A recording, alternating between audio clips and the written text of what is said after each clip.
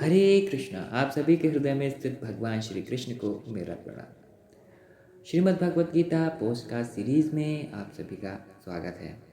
आज के हमारे जो 2 श्लोक हैं वो है 17वें अध्याय का 28वां श्लोक और 18वें अध्याय का पहला श्लोक।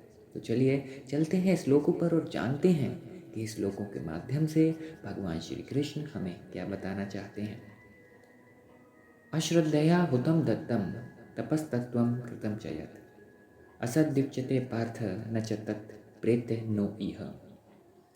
अर्जुन उवाच संन्यासस्य महाबाहो तत्त्वम् इच्छामि वेदितुं त्यागस्य च हृषीकेश पृथक् केशि निसूदन। 17वें अध्याय के 28वें श्लोक में भगवान बताते हैं कि ऐसे कर्म का कोई फल नहीं होता, यानी कि वो नश्वर होते हैं जिनको बिना श्रद्धा के साथ किया जाता है।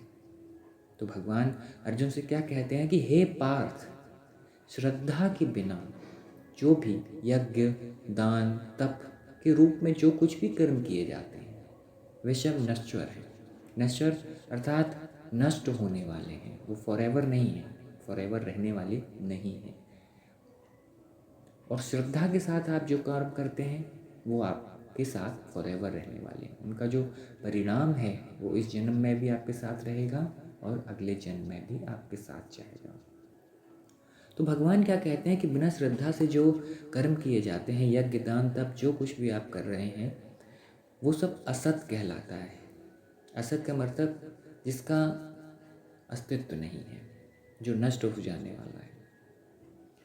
और ऐसे कर्म जो बिना श्रद्धा के किए जाते हैं, ऐसे कर्म इस जन्म में और अगले जन्म में दोनों में ही व्यर्थ हो जाते हैं।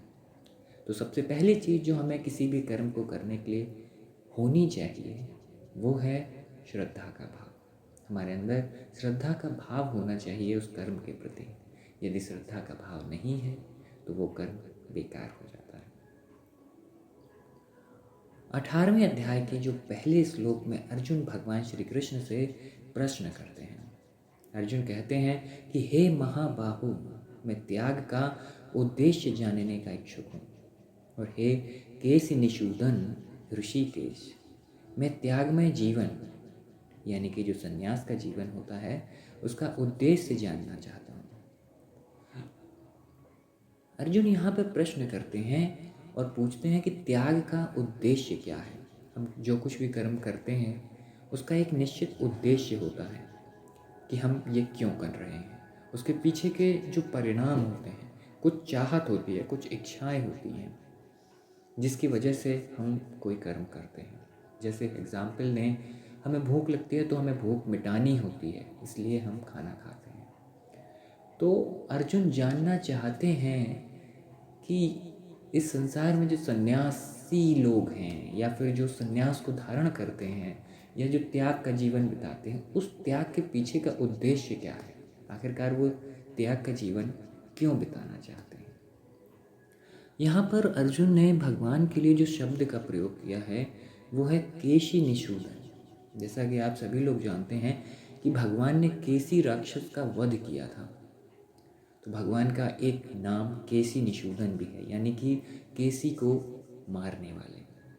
दूसरा शब्द जो यहाँ पर अर्जुन ने प्रयोग किया है वो है हे ऋषिकेश। ऋषिकेश होता है इंद्रियों का स्वामी। तो भगवान हमारे सभी इंद्रियों के स्वामी हैं। तो हमें जो कुछ भी करना है वो भगवान के लिए करना है, भगवान की सेवा के लिए करना है।